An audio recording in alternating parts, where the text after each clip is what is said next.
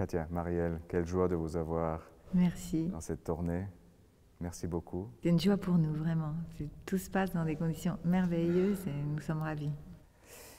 La première question de jouer le concerto de Mendelssohn, un des deux, qui a été créé quand il avait l'âge de 14 ans.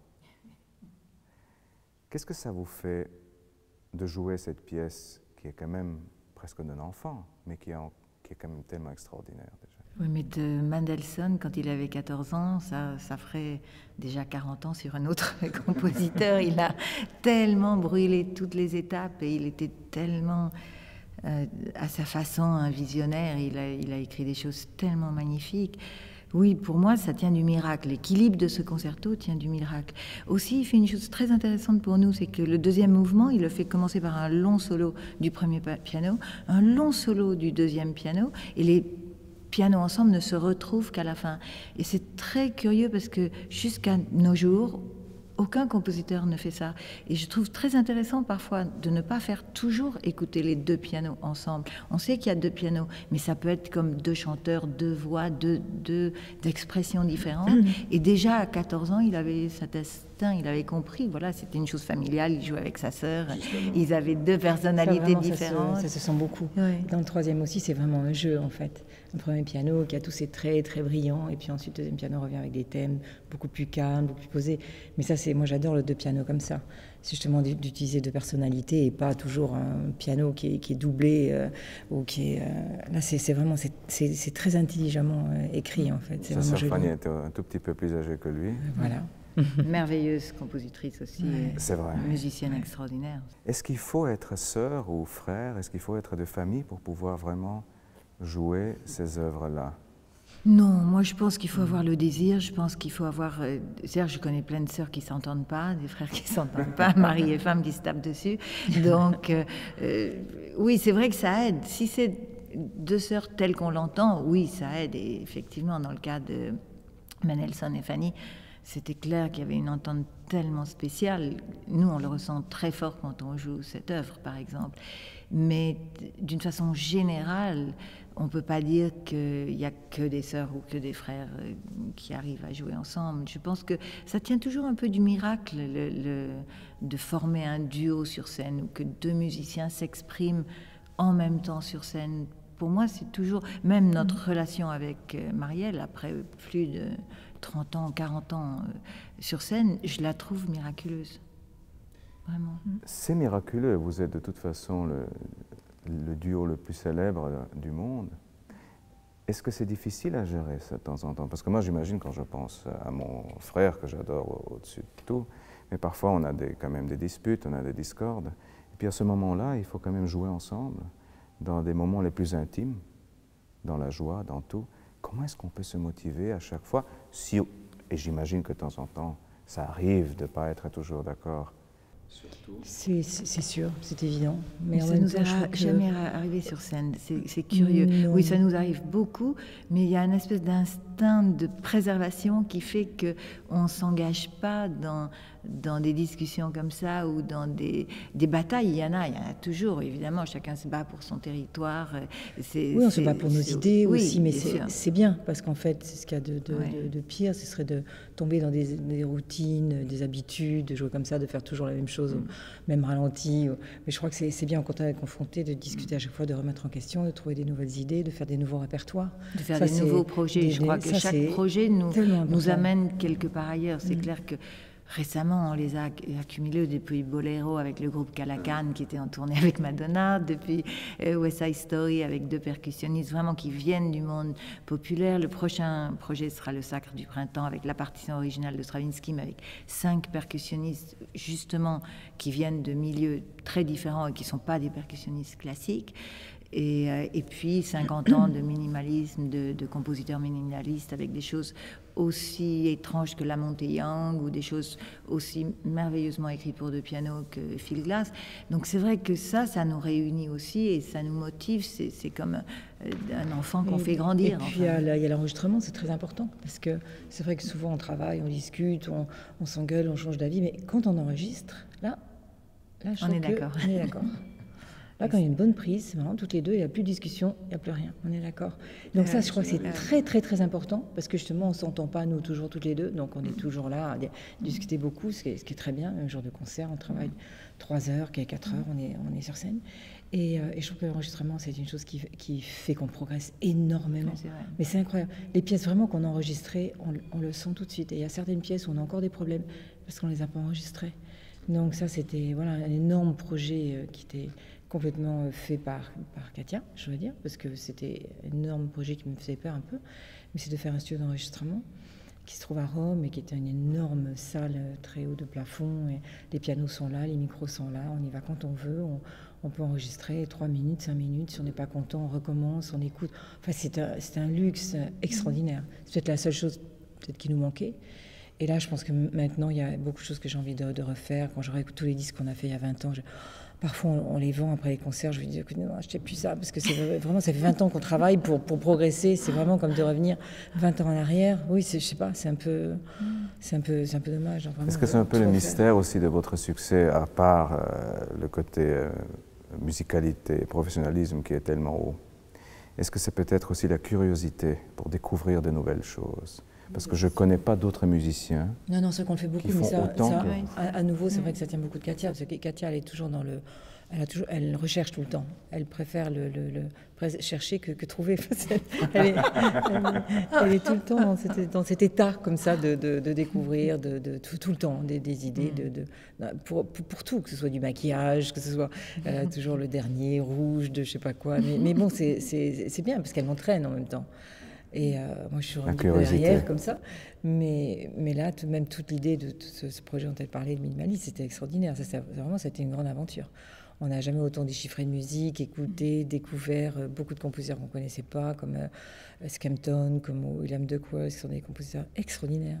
Donc c'est bien encore aujourd'hui de découvrir du répertoire, d'avoir des idées.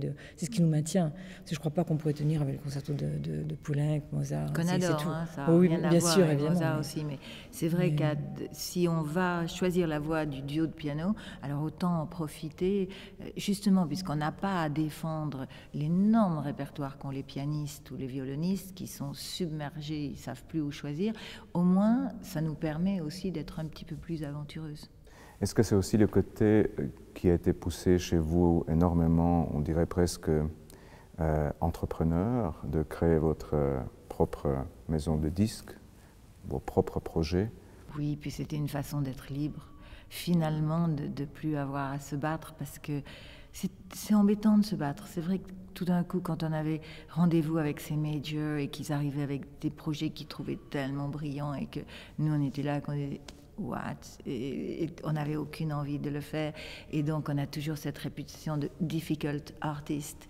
Oui, c'est vrai, on a été difficult dans le sens où ils n'ont pas pu faire de nous ce qu'ils auraient voulu, mais aussi parce qu'ils avaient une ignorance totale de notre répertoire. Donc, ces gens-là sont toujours en poste, ils occupent toujours des postes importants et je ne mets pas en doute, ils ont certainement une connaissance, j'espère pour eux, pour d'autres domaines, mais dans notre domaine à nous, dans le domaine du duo, là, franchement, ils ne connaissaient rien.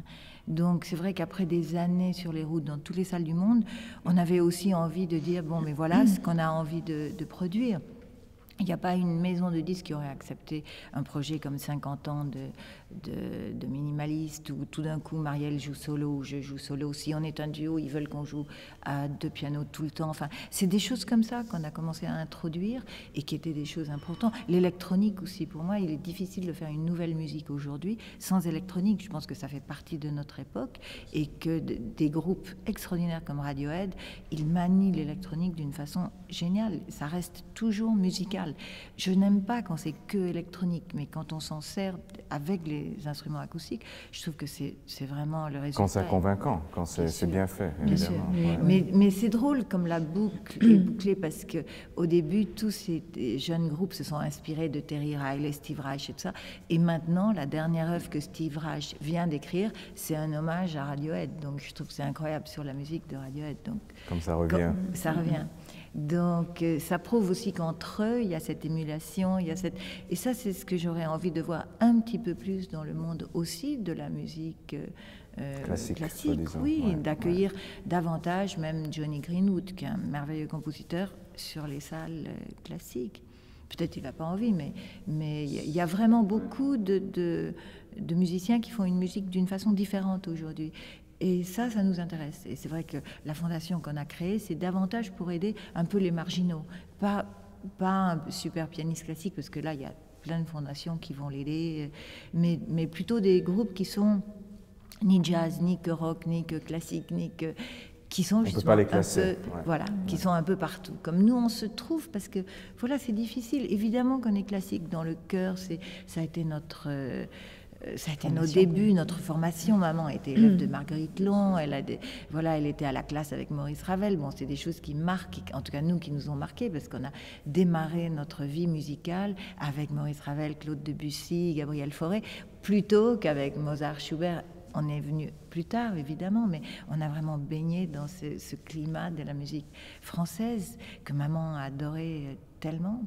Donc c'est vrai qu'on a été aidés, on a eu la chance d'avoir des parents merveilleux qui nous ont permis aussi d'être libres. C'est vrai, qui nous ont permis de choisir vraiment ce qui était important pour nous avec la musique.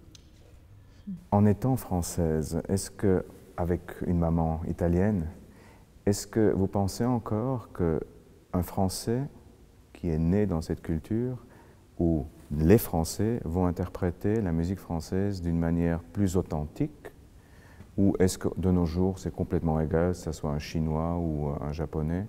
Est-ce qu'il y a encore certaines choses qui sont liées à une certaine tradition, à une certaine culture? Je crois à une certaine culture, oui. Je crois quand même à une certaine sensibilité, une certaine culture.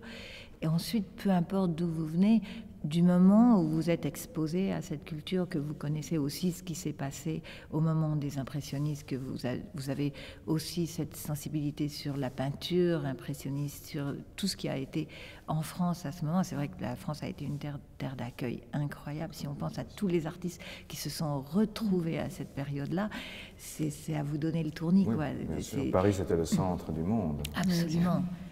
Malheureusement, ça ne l'est plus. Mais à cette époque-là, ça l'était. Mais aujourd'hui, c'est bien aussi. Il n'y a plus un seul centre. Il y a plusieurs centres. Et il y a Internet. Donc, c'est vrai que tout d'un coup, s'il y a la culture, à possibilité d'un clic, quoi. Et en même temps, on est si près entre un clic et un autre clic, c'est assez affolant. Mais voilà, c'est notre culture. Moi, je ne veux pas qu'on me prive de ma culture. J'aime ça. J'aime pouvoir utiliser toutes ces possibilités qui, voilà, le soir, après le concert, c'est vrai que je suis sur le computer, je vois ce qui se passe, je vais chercher mes informations, même des idées de programme. Tout d'un coup, s'il me vient une idée sur la Argentina, qui était une danseuse incroyable, qui est morte à Bayonne et qui a fait un répertoire avant la lettre sur des musiques de Falla, mais qui était aussi flamenco, voilà, je me mets derrière le computer et puis maintenant, aujourd'hui, je vais les trouver. Il y a des années, c'était impossible. Il aurait fallu aller dans je ne sais pas combien de bibliothèques du monde pour trouver des informations sur des personnages comme celui-là. Aujourd'hui, c'est possible. Donc, c'est vrai que moi, je trouve merveilleux. Moi, je suis très heureuse de vivre à l'époque. Le moment. Oui, et le moment que nous vivons, absolument. Est-ce que vous pensez aussi de temps en temps au public quand vous jouez ou quand vous faites votre répertoire, par exemple, pour un concert? Est-ce que vous pensez, avec ce programme, attirer plus de jeunes, ou vous ciblez le public ou pas du tout? Vous faites quelque chose pour vous faire vous-même d'abord plaisir? D'abord pour se faire plaisir. Oui, ça c'est plus important. Oui. Ça. Et puis on se rend compte que c'est du plaisir aux gens, sinon on n'en a pas. C'est vrai. Clair, ouais. Mais quand même, c'est vrai on se rend compte qu'on a ce don-là, en tout cas, celui-là. Communiquer. Oui, et de faire des choses qui sont dans l'air du temps. C'est vrai qu'il y a 30 ans, quand on a joué Rhapsody in Blue, personne jouait Gershwin en France, mais vraiment personne. Et maintenant, le phénomène des minimalistes, je me rends compte, c'est la même chose. Les gens viennent, mais vraiment des gens qui connaissent pas du tout cette musique et qui me disent mais on est en choc de cette pièce de Field-Glass, est-ce que vous l'avez enregistrée, quand est-ce qu'on va pouvoir... Et vraiment, je me rends compte qu'il y a tout d'un coup une demande, qu'il y a une envie des gens de découvrir ce courant-là musical. Et ça, oui, mais ça s'est fait vraiment instinctivement. Mais vous êtes bien sûr aussi les meilleures ambassadrices de la musique, ça il ne faut pas l'oublier, c'est-à-dire que vous êtes beaucoup de gens viennent aussi parce qu'ils savent que quand vous jouez les deux, il y a toujours des choses à découvrir. Et c'est toujours la plus haute qualité. Je crois que ça joue aussi un rôle très important. Non, je crois aussi, parce que de toute façon, vous faites... vous êtes les ambassadrices, il n'y a pas un autre mot qui me vient maintenant à l'esprit, mais c'est très important, l'interprète, d'ouvrir des portes, finalement. Et là, je crois que c'est la responsabilité aussi, quelque part. C'est clair, vous avez une grande envie de découvrir vous-même, mais c'est aussi formidable qu'à travers vous, comme duo, comme deux musiciennes connues mondialement, les gens ont l'impression que ça ne peut pas être mauvais. Donc il y a déjà une ouverture que d'autres n'auraient pas, peut-être. Mais en même temps, c'est vrai que ça nous intéresse ça aussi, que les gens, que le public ait le plus possible de visages différents. Alors comme tu dis, effectivement, il y en a qui viennent parce que c'est nous et que ça va les intéresser. Et puis il y en a d'autres qui vont venir parce que c'est des spécialistes de Phil Glass et qui n'écoutent que Phil Glass. Ça va aussi, mais ils vont être mélangés avec ceux qui viennent parce qu'ils auraient peut-être aimé entendre la fantaisie de Schubert, mais voilà, ce soir on va jouer La Montée Young ou Terry Riley, mais ils viennent quand même. Donc, et puis il y en a qui viennent parce qu'ils ont vu le programme ou parce qu'ils aiment la salle ou parce que... Moi je trouve que plus il y a de raisons différentes, et mieux c'est. Ouais. Effectivement. Une fois, quand on était au concert, quand on a fait 3 concerts à Paris, et Jocelyne nous a dit, je suis venue parce que je vous ai entendu en parler, ça m'a donné envie de découvrir ce répertoire. Oui, c'est sûr, c'est important aussi d'en parler. Qu'on parle de Phil Glass, qu'on parle de Skempton, qu'on parle de tous ces compositeurs et leur donner juste envie de venir au concert pour ça. Mais c'est vrai que plus il y a de personnes différentes, des visages différents, c'est important. Je pense qu'il est temps d'ouvrir absolument les salles de concert et que les gens se rendent compte qu'il peut y avoir effectivement des expériences et que ça ne va pas toujours être les mêmes symphonies de Beethoven qu'on adore ou de Schubert qu'on adore, mais qu'il va y avoir d'autres choses et qu'on va ouvrir quelque chose de différent. Et moi, j'aime bien cette cohabitation dans la salle de cultures différentes, d'âges différents, de motivations différentes. Ça a bien sûr à voir quelque chose avec la confiance. Je crois que quand on a confiance dans des artistes, des programmateurs, des gens qui font des séries de concerts, là, les gens sont peut-être plus ouverts. Non, mais c'est vrai. Là, vous avez dit une chose très juste, programmateur. Parce qu'on met toujours l'interprète en avant, et c'est bien, ça nous fait très plaisir. Mais franchement, sans le promoteur, il n'y a pas moyen de le faire. Et aujourd'hui, on sait très bien quelles sont les salles, quels sont les pays où les promoteurs prennent des risques. Ils ouvrent l'éventail du public, ils vont à la recherche de quelque chose de différent et surtout, ils s'occupent eux-mêmes. Parce qu'il y a encore des promoteurs de la vieille école qui pensent que c'est l'agent de l'artiste qui va tout faire. Non, c'est pas l'agent de l'artiste qui va tout faire. Vraiment, c'est au promoteur vraiment d'avoir le courage de dire je veux ce projet ou je veux ça ou je veux ouvrir comme ceci ou Évidemment, il y en a qui ont plus de talent que d'autres et puis voilà. Ouvrir la discussion au moins là-dessus. Moi, je me rappelle très bien cette série de concerts qu'on est en train de faire maintenant, grâce à vous et avec vous. On avait pensé il y a 2 ans, au mois de juin, sur Toit de Beaubourg.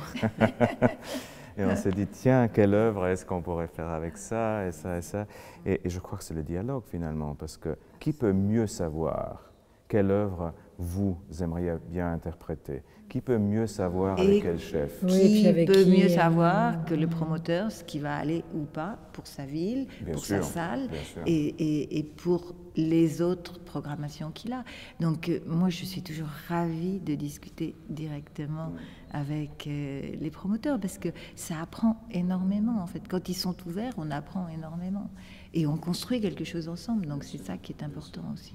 Je voulais vous demander encore, en vous écoutant hier et avant-hier, déjà c'est tellement difficile comme chef d'orchestre quand on a un soliste, parce qu'il y a l'orchestre, il y a le chef d'orchestre et puis il y a le soliste, d'avoir la même idée sur le tempo. Ça c'est la chose encore peut-être la plus facile. Sur l'interprétation, le phrasé sur certaines choses, tout ça. Et là, vous êtes à 2, et surtout en jouant une œuvre qui est monstrueusement difficile, comme la plupart des choses de Mais là, on a de la chance, on a Sémione, alors là, ça ne peut pas être mieux, parce que sinon, c'est vrai que le chef d'orchestre, c'est une personne qui est entre nous deux. Voilà. Parce que très souvent, ça marche tellement mieux quand on est tous les... Et parfois, ça arrive, parfois ils nous disent, bon, je vous laisse le faire. Je dis ok, merci. mais pas tous, ils comprennent pas tous. Et parfois, ça va être la personne entre nous deux et qui peut absolument casser, parce que de toute façon, il faut aller avec lui. Il faut pas. C'est sûr qu'il est là pour que l'orchestre aille avec lui, et du coup, nous deux, on doit aller avec lui. C'est hyper important pour nous d'avoir un chef d'orchestre avec lequel on s'entende bien. De nouveau, la confiance, Oui, la confiance c'est musicale. clair. C'est-à-dire de savoir que de toute là, façon... c'est merveilleux, on reste en famille, c'est génial, ça peut pas être mieux. Ouais. Mais merci beaucoup et on se réjouit de toute façon encore pour ce soir et demain. Et je vous souhaite un immense succès encore et beaucoup de succès pour le futur. Merci. Merci Katia, merci Marianne. Merci.